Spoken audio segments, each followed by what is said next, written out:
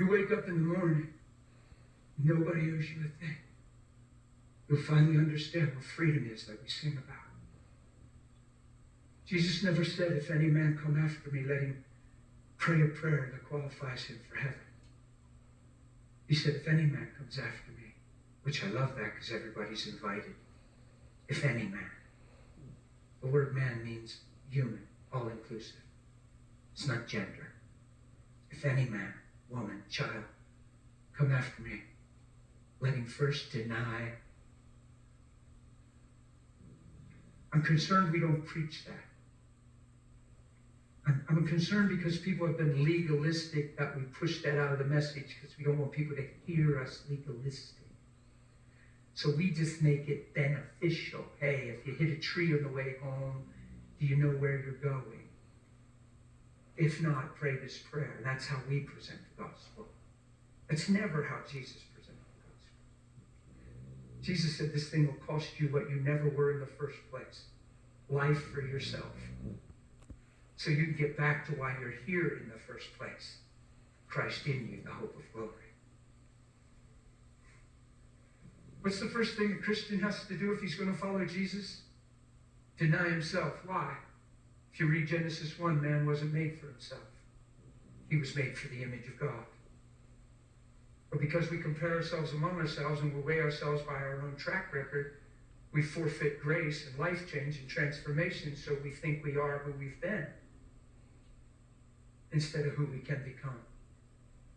So instead of putting off the old and putting on the new, we hide behind language and we do church, and the whole time we can become her.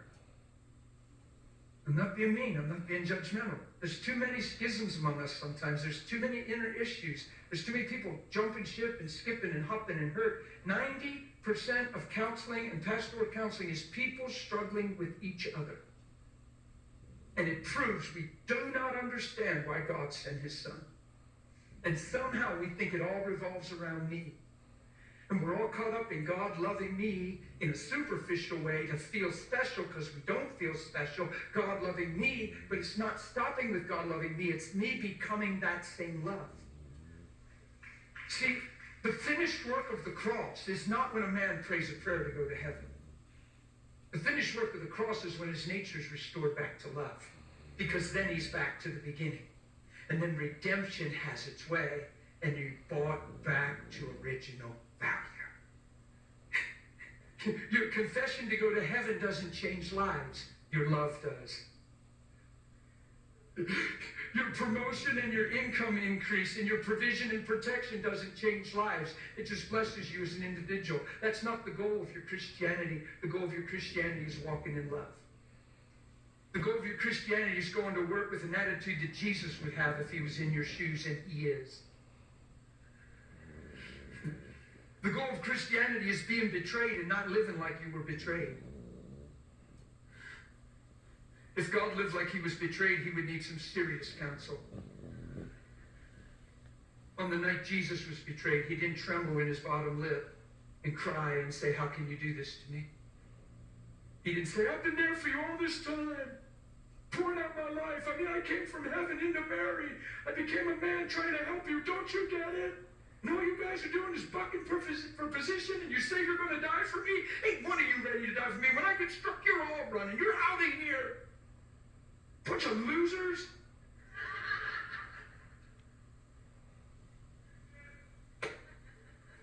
See, we didn't learn that from him because we never saw that in him. This is how you know if you know him. Not believe he died on the cross, not go to church, not do a daily devotion. This is how you know him.